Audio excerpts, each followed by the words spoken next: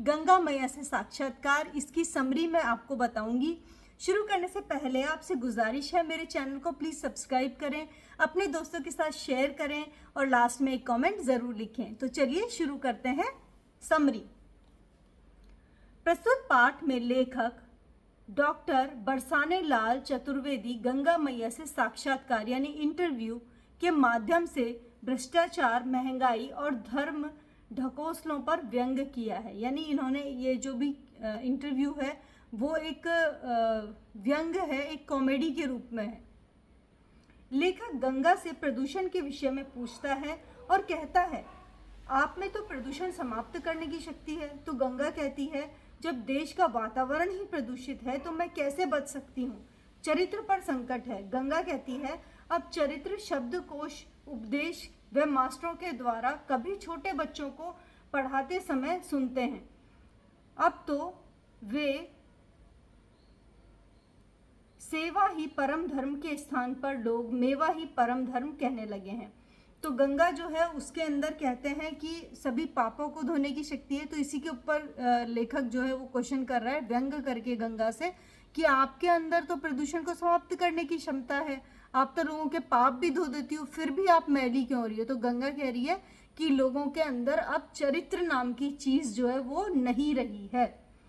लेखक कहता है, माँ आप सच कहती हैं, एक राज्यपाल ने कहा है कि पूरे कुएं में भांग घुल गई है। तो कहीं पर एक किसी स्टेट के किसी राज्यपाल का कभी कोई स्टेटमेंट आया होगा जिसने कहा कि एक गांव है मान लीजिए और उसके अंदर एक कुआं है, तो अभी ये स्थिति चल रही है कि उस कुएं के अंदर ही भांग जो है वो घोल दी गई है, तो गांव का कोई भी आदमी जो है वो बच नहीं सकता। और यही आज की पॉलिटिक्स की स्थिति है।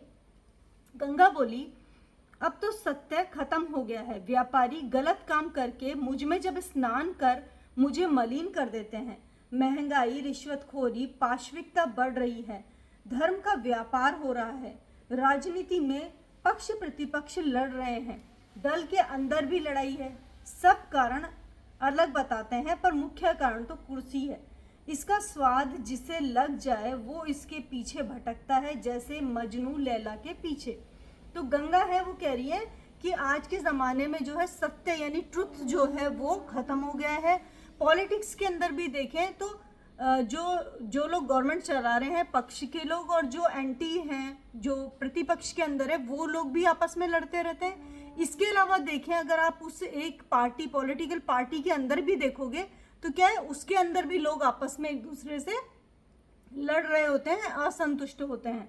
तो उन्होंने कहा है कि इसके पीछे जो मेन कारण क्या होता है वो होती है कुर्सी। कुर्सी का मतलब होता है मेन पावर कौन से पॉलिटिकल पार्टी के पास है। एक बार अगर किसी के पास आ जाती है तो उसके लिए बहुत मुश्किल होता है कि वो अपने स्थान से हटना चाहे, और उसके लिए वो हर तरह से साम दाम दंड भेद जिसको कहते हैं, हर तरह से कोशिश करती है कि वही पॉलिटिकल पार्टी जो है वो देश पे राज करे। लेखक ने कहा, हमारे कुछ वंदनीय लोगों से डाकुओं का भी संबंध है। यानी कुछ पावरफुल लोग हैं जो रेबल्स जो हैं उनके साथ भी मिले हुए हैं। गंगा बोली, जीवन मूल्य समाप्त हो गए हैं। दक्षिण की बहन कावेरी बता रही थी कि सर्प मनुष्य के संपर्क में आने से आत्महत्या कर रहा है। लेखक ने कहा, एक बेटे ने जमीन के टुकड़े के लिए माँ को मार दिया। गंगा बोली, हरिजनों पर भी अत्याचार हो रहा है, जबकि मैंने अपनी संतानों में भेद नहीं किया, इसी से मैं प्रदूषित हुई। लेखक ने कहा, भविष्य की क्या संभावनाएं हैं। गंगा बोली, प्रकृति शक्तिमान है, पतन की पराकाष्ठा हो तो पुनरुत्थान होता है। लेखक माँ का धन्यवाद करता है। तो अब जो है लेखक लास्ट में पूछ रहा है कि भविष्य में जाके क्या होगा।